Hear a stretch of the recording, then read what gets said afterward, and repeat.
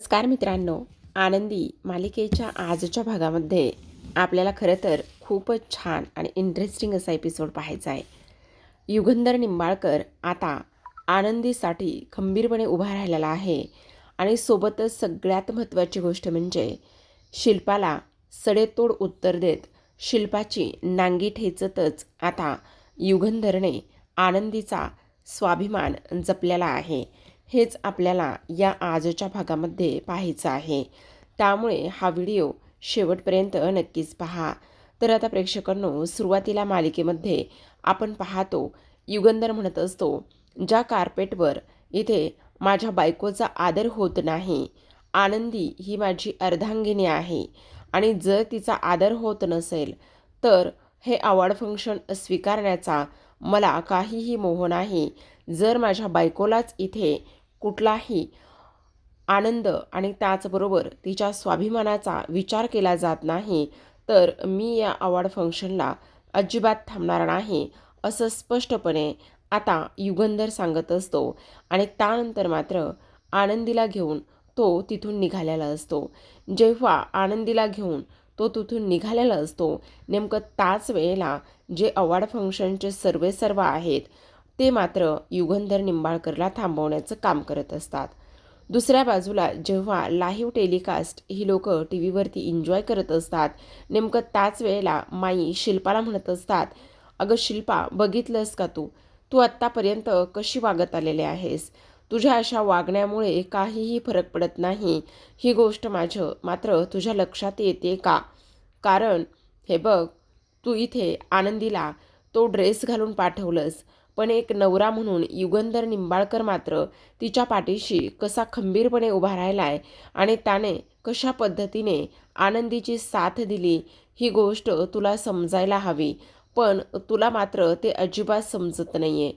अगं, इथे तुझ्या अशा वागण्यामुळे तुझ्या भावाचा सुद्धा इथे तू चांगुलपणा विसरत चाललेली आहेस. तुझ्या भावाला काय वाटेल त्याच्याबद्दल तुला थोडंसुद्धा काही वाटत नाहीये. आज समाजामध्ये तुझ्या अशा वागण्यामुळे त्याची नाचक्की झाली असते, पण ही गोष्ट मात्र तुला अजिबात समजत नाही आणि तुला ती कधी समजून घेण्याची मला असं वाटतंय की इच्छासुद्धा होत नाही. हे बघ, असं करू नकोस शिल्पा, आता तरी शहाणी हो. अगं, किती आणि कसा राग तिरस्कार करणार आहेस तू त्या पोरीचा, असं स्पष्टपणे आता माईने शिल्पाचे कान उघडलेले असतात. दुसऱ्या बाजूला आपण पाहतो आता जेव्हा युगंधर हा आनंदीला घेऊन निघालेला असतो, नेमकं त्याच वेळेला आता थांबा म्हणून सांगण्यात आलेलं असतं. खरं पाहायला गेलं तर जो व्यक्ती इथे स्त्रीचा आदर करतो, ज्या व्यक्तीच्या मनामध्ये स्त्रीविषयी एवढा आदर आहे, त्याचबरोबर इथे तिचा स्वाभिमान जपण्यासाठी तो आपल्या बायकोसाठी एवढं सगळं काही करू शकतो, तोच खऱ्या अर्थाने इथे ह्या ग्लोबल पुरस्कारचा खरा मानकरी आहे. खरं तर तुम्ही आत्ता बोललात की कपड्यावरून कोणालाही जज करू नये. खरं तर ह्या मुलीनं म्हणजेच तुमच्या बायकोनं मिसेस निंबाळकरने ह्या संस्कृतीच्या मागे जे काही त्यांची संस्कृती जपली आहे, म्हणजे गळ्यात मंगळसूत्र, पायात जोडवी, हे जे काही त्यांनी केले ना, त्या सगळ्या गोष्टीचं मात्र इथे आता खरं पाहायला गेलं तर कौतुकच आहे. आणि तुम्हाला आणखी एक गोष्ट सांगू का, सगळ्यात महत्त्वाची, म्हणूनच तुमच्यासारख्या माणसांना हा अवॉर्ड आणि हे सगळं काही मिळणं फार जास्त गरजेचं आहे, ना की इतर कोणाला, असं स्पष्टपणे आता इकडे ते बोललेले असतात. जेव्हा हे सगळं काही बोलणं सुरू असतं, नेमकं त्याच वेळेला मात्र आता विद्याधरचा चेहरा पाहण्यासारखा झालेला असतो. विद्याधर मात्र इकडे टेन्शनमध्ये आलेला असतो आणि तो विचार करत असतो की नाही, हे सगळं अशा पद्धतीने होता कामा नये. माझा हा जो काही प्लॅन आहे तो प्लॅन मात्र काही जरी झालं तरीसुद्धा यशस्वी होता कामा नये, असं इकडे त्याला वाटत असतं. तर आता मात्र इकडे माई म्हणत असतात, बघितलंस का शिल्पा, काय करायला गेली होतीस आणि काय झालं. अगं, तू इथे आनंदी आणि त्याचबरोबर इथे युगंधरला वेगळं करायला निघाली होतीस, पण तसं अजिबात झालं नाही. तुझ्या गोष्टी लक्षात येत आहेत का? तुझ्या अशा वागण्यामुळे नेमकं काय काय झालंय हे मात्र तुला समजत नाही. आणि त्याचबरोबर अगं तुझा हा राग आनंदीच्या किती आणि कशा पद्धतीने अजून काय काय होणार आहे ही गोष्ट मात्र तुला अजिबात कळत नाही. अगं आज नवरा म्हणून युगंधरने तिची साथ दिली आहे आणि एक नवरा म्हणून आज खंबीरपणे तो उभा राहिला आहे. बापूसुद्धा म्हणत असतात, खरं तर आज युगंधरचं कौतुक करावं तेवढं फार जास्त कमी आहे. कारण युगंधरने आज सगळ्यांसमोर आनंदीला जो काही मान दिला आहे ना, त्या मानामुळे आज मात्र इकडे खरं पाहायला गेलं तर सगळं काही जिंकलेलं आहे. आणि त्याचबरोबर इथे या सगळ्या गोष्टी एवढ्या छान झाल्यात की काही विचारायची सोयच नाही. सोबतच एवढंच नाही प्रेक्षकांनो, तर आता मात्र शिल्पा ही खूप रागाला गेलेली असते. दुसऱ्या बाजूला आपण पाहतो आता पृथ्वीची मीटिंग ऑलमोस्ट खूपच छान अशी होत असते. आणि तेव्हा ज्या आरतीनं डिझाईन्स केलेल्या असतात त्या डिझाईन्सचं मात्र इथे सगळेजण भरभरून कौतुक करत असतात. आता एक राघव नावाचा क्लायंट असतो आणि तो मात्र आरतीकडे पाहतच असतो आणि म्हणत असतो, खरंच आरती मॅडम, तुम्ही जेवढ्या सुंदर आहात ना, तेवढ्याच तुम्ही बनवलेल्या ह्या डिझाईन्ससुद्धा कमाल आहेत. कसं सुचलं तुम्हाला ह्या अशा डिझाईन्स बनवायला? तेव्हा मात्र आरती म्हणत असते, सुचायला काय त्यामध्ये, ते माझं काम आहे. मग तेवढ्यातच 1 मिनिट म्हणते आणि हळूच पृथ्वीच्या जवळ जाते आणि त्याला म्हणत असते, पृथ्वी सर, तुम्ही मला मीडियोकोअर म्हणत असतात ना, आणि आता मात्र ह्या डिझाईन्स इथेच ह्या माझ्या क्लायंटला एवढ्या आवडल्या आहेत आणि ह्या डिझाईन क्लायंटला एवढ्या आवडल्यामुळे तुमचं काय आणि कशा पद्धतीने हे सगळं काही होतंय हे लक्षात येतंय का? आता काय म्हणायचं ह्या सगळ्या गोष्टीला?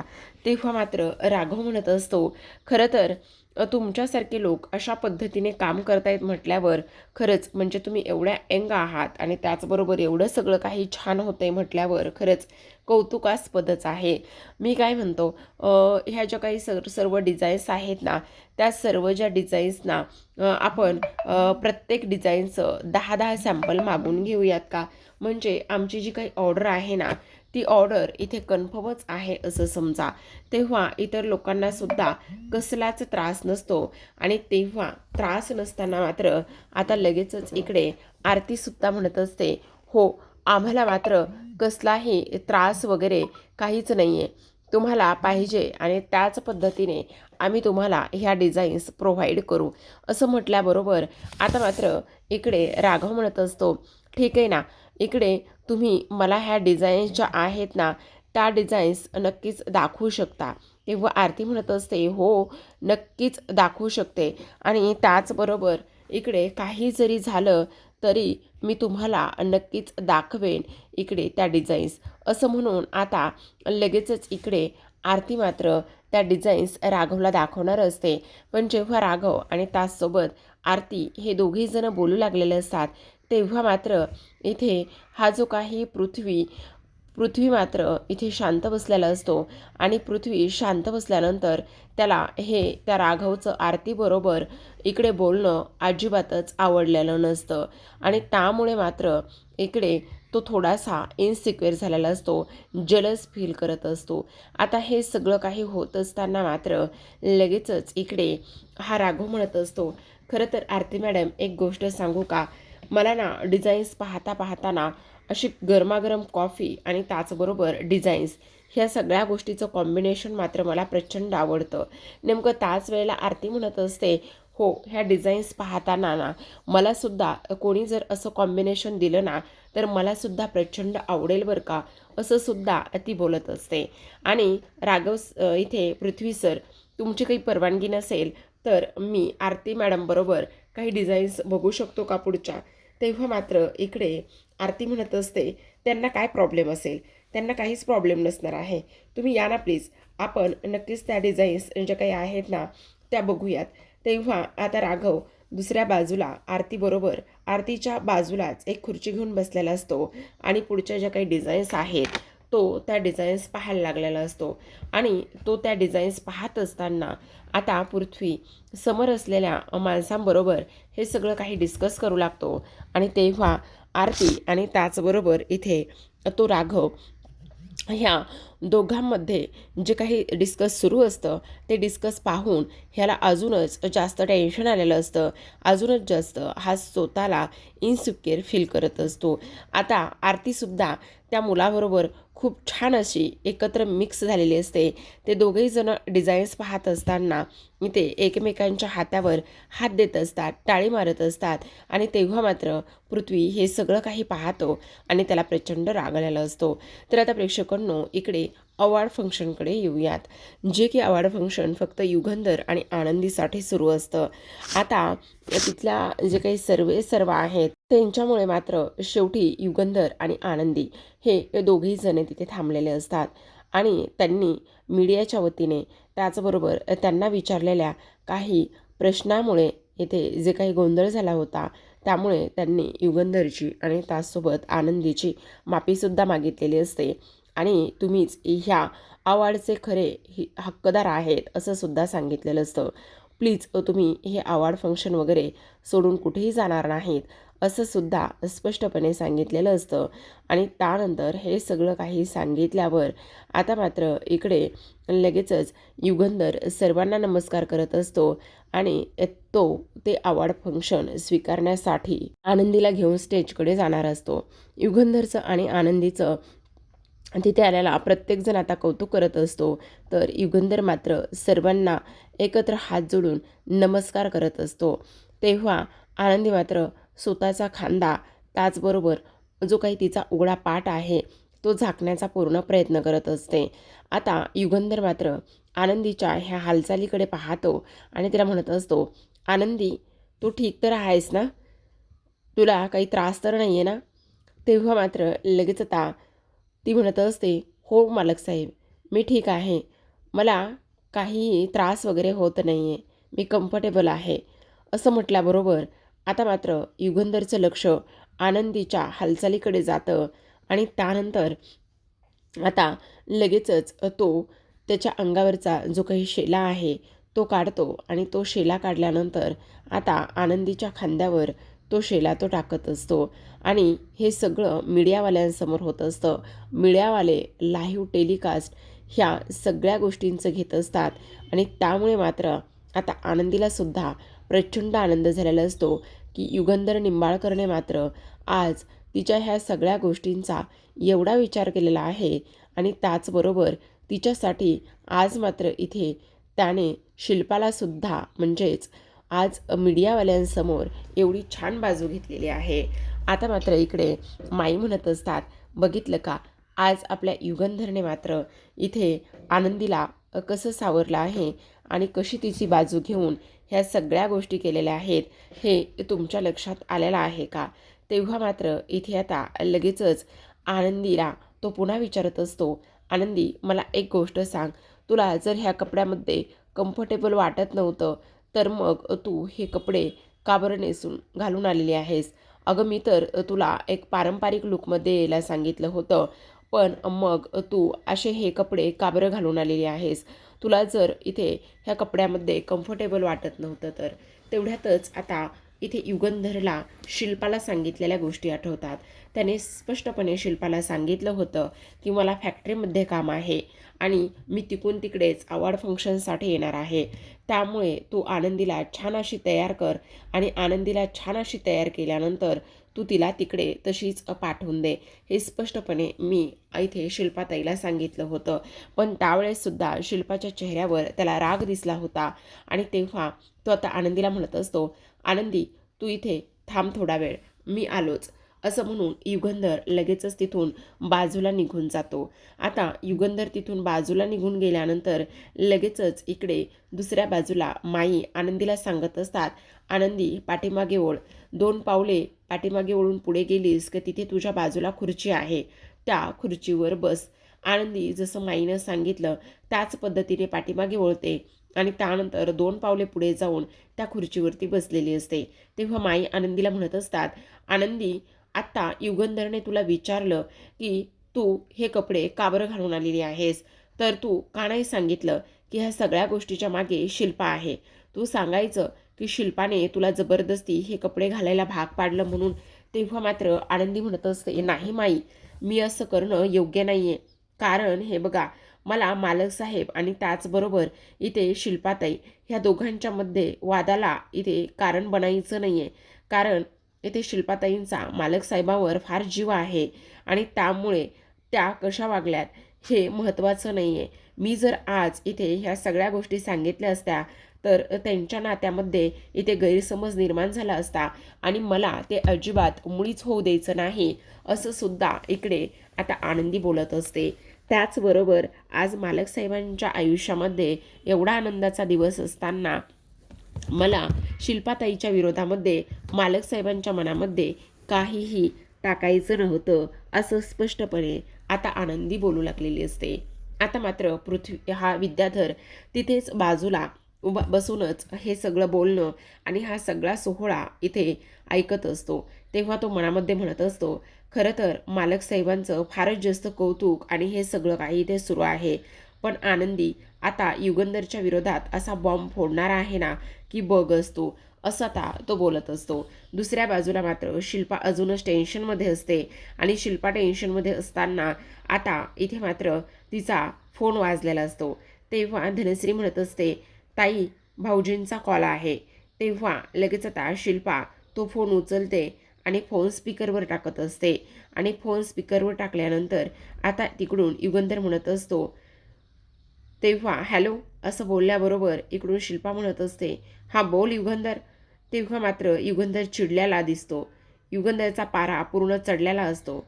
तो म्हणत असतो, शिल्पाताई तुझी हिंमत कशी झाली आनंदीला त्या वेस्टर्न गाऊनमध्ये इथे पाठवण्याची? आणि तेव्हा मात्र इकडे मी तिला पारंपरिक लुकमध्ये तयार करायला सांगितलं होतं, पण तू तिला इथे वेस्टर्न गाऊनमध्ये पाठवलंस. का असं वागलेली आहेस ताई? अगं तुझा रागीट चेहरा आणि त्याचबरोबर तुझा राग काय एवढा आहे? आणि त्याचबरोबर तू त्या आनंदीचा एवढा राग आणि तिरस्कार का करतेस? अगं दे ना सोडून. तेव्हा मात्र शिल्पा म्हणत असते, अच्छा म्हणजे त्या आनंदीने तुझ्याकडे चोंबडेपणा केलेला आहे तर त्या आनंदीने माझ्याविषयी तुझ्याकडे कान भरले आहेत तर तिने माझी तक्रार केली आहे तर तुझ्याकडे. तेव्हा मात्र युगंधर म्हणत असतो, तेच तर तिने केलं नाही ना. अगं तिने तुझी तक्रार केली नाहीये ना की तिने तू तो गाऊन तिला घालायला लावलायस असं काही सांगितलं.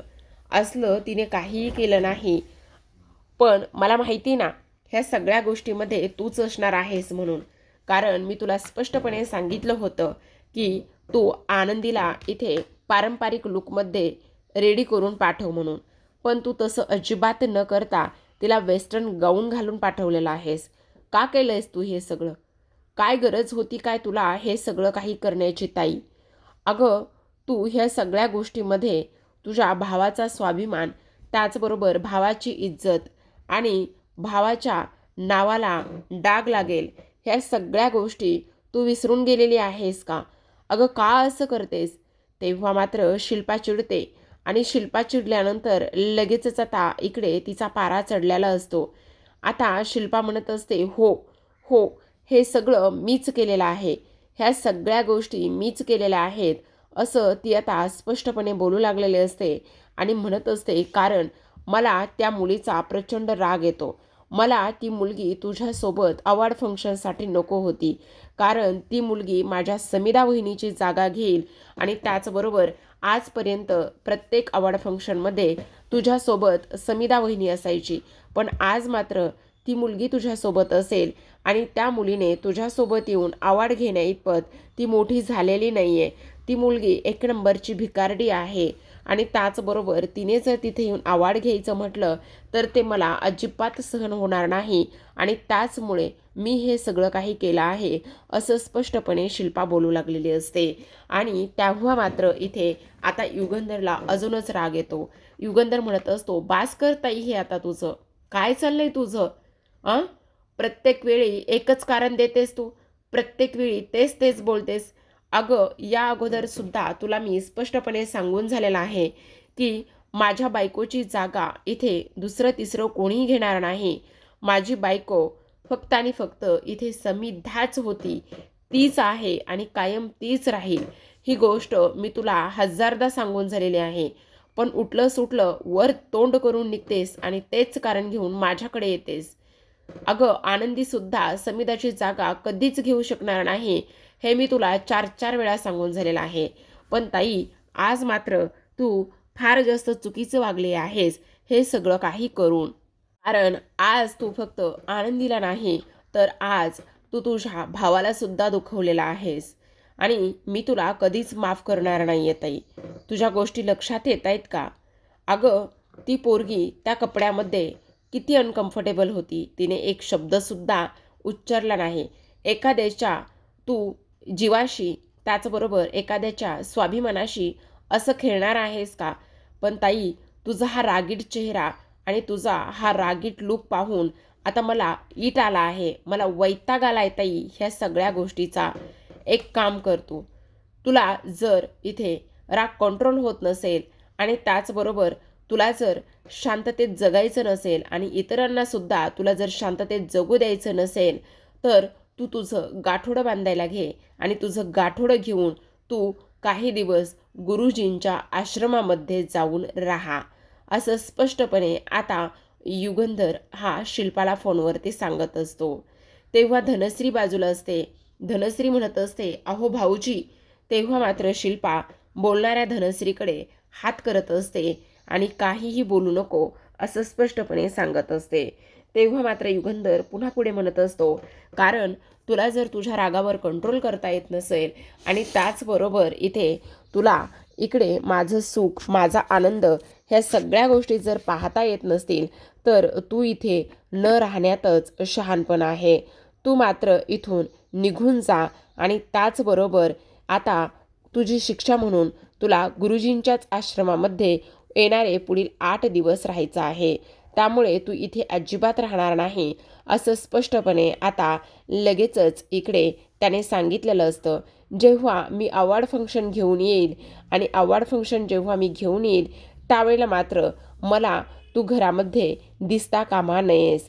माझ्या आनंदामध्ये मी तुला इथे सामील करून घेऊ शकणार नाही, असं स्पष्टपणे आता इथे हा युगंधर निंबाळकर स्पष्ट शब्दामध्ये शिल्पाला सांगत असतो. आणि त्याचबरोबर तुला खूप जास्त मनशांतीची गरज आहे. त्यामुळे पुढील येणारे काही दिवस तू गुरुजींच्या आश्रमामध्ये राहा, असं सांगून आता इकडे त्याने तिची जवळजवळ हकलपट्टीच घरातून केलेली असते. स्पष्ट शब्दामध्ये सांगितलेलं असतं की आता तू इथे राहायचं नाही आहेस म्हणून, त्यामुळे तू निघून जा, असं सांगितल्याबरोबर आता शिल्पाला अजूनच राग येतो. शिल्पाचे डोळे पाणावलेले असतात. शिल्पाला फक्त आनंदी ह्या घरामध्ये नको असते. खरं पाहायला गेलं तर शिल्पाने सुद्धा आत्तापर्यंत ह्या घरासाठी, इथल्या प्रत्येक माणसासाठी बऱ्याच काही गोष्टी इथे केलेल्या असतात. पण तरीसुद्धा मात्र एवढं होऊन सुद्धा आज हा जो काही युगंधर आहे, तो युगंधर मात्र तिला ह्या घरातून निघून जायला सांगतोय. तिची हक्कलपट्टी करत आहे आणि त्यामुळे मात्र आता इथे ती ह्या सगळ्या गोष्टींचा विचार करत असते की आता मी काय करू. पण युगंधरने स्पष्ट शब्दात सांगितलेलं असतं की जेव्हा मी घरी येईल त्यावेळेला मात्र तू इथे राहायचं नाही आहेस, तू इथून आश्रमामध्ये निघून जायचं, असं स्पष्टपणे सांगण्यात आलेलं असतं. तर आता प्रेक्षकांनो, इथे युगंधर खूप जास्त चिडलेला असतो आणि खूप जास्त चिडल्यानंतर आता युगंधर मात्र इथे लगेचच हे सगळं काही सांगून, ह्या सगळ्या काही गोष्टी करून तो आता इथे स्पष्ट शब्दामध्ये तिला सांगत असतो की इथे मात्र तू राहायचं नाही आहेस म्हणून. आता प्रेक्षकांनो, जेव्हा युगंधर हे सगळं काही सांगतो तेव्हा शिल्पा रडायला लागलेली असते. धनश्री तिला सावरण्याचा पूर्ण प्रयत्न करत असते, पण शिल्पा मात्र तिलासुद्धा थांबवते आणि युगंधर म्हणत असतो, कारण मला तुझा हा रागीट चेहरा पाहायचा नाही आहे. मला आता सुखाने जगायचं आहे. उठता बसता सतत तुझा रागीट चेहरा आणि ह्या सगळ्या गोष्टी मी सतत पाहत आहे. त्यामुळे मात्र मला आता इकडे टेन्शन आलेलं आहे, असं सुद्धा आता इकडे तो स्पष्टपणे बोलत असतो. आता मात्र इकडे फोन ठेवल्यानंतर शिल्पा मात्र रागानेच तिथून निघालेली असते, रडत असते. धनश्री म्हणत असते, ताई ताई प्लीज ऐकून घ्या ना. पण तरीसुद्धा शिल्पा काहीच ऐकत नाही. तर आता आजच्या भागामध्ये एवढंच. उद्याचा भाग पाहायचा असेल तर नक्की चॅनलला सबस्क्राईब करा. उद्याच्या भागामध्ये आपण पाहतो की आता मीडियावाल्यांनी इथे युगंधरवर प्रश्नांचा भडीमार केलेला असतो. ते त्याला नाही ते प्रश्न विचारत असतात आणि जेव्हा ते एवढे सगळे काही प्रश्न त्याला विचारत असतात, नेमकं त्याच वेळेला मात्र आता इथे आनंदी समोर येते आणि आनंदी समोर आल्यानंतर लगेचच आता आनंदी इंग्लिशमध्ये विचारलेल्या सर्व प्रश्नांची उत्तरं आनंदी देते. आता प्रश्न उत्तरांचा हे जे काही खेळ आहे तो संपल्यानंतर आता अवॉर्ड घेण्यासाठी स्टेजकडे निघालेल्या आनंदीचा पाय निसटतो. सँडल तुटलेली असते आणि जेव्हा सँडल तुटते त्यावेळेला मात्र आनंदी पडणार. तेवढ्यातच आता युगंधर धावतच जातो आणि युगंधर धावतच जाऊन पडणाऱ्या आनंदीला मात्र तो इथे वाचवत असतो आणि तेव्हा आनंदीच्या त्या डोळ्यामध्ये तो बराच वेळ हरवलेला सुद्धा असतो. तर पाहत रहा प्रेक्षकांनो आनंदी. भेटूयात उद्याच्या भागामध्ये. तोपर्यंत धन्यवाद.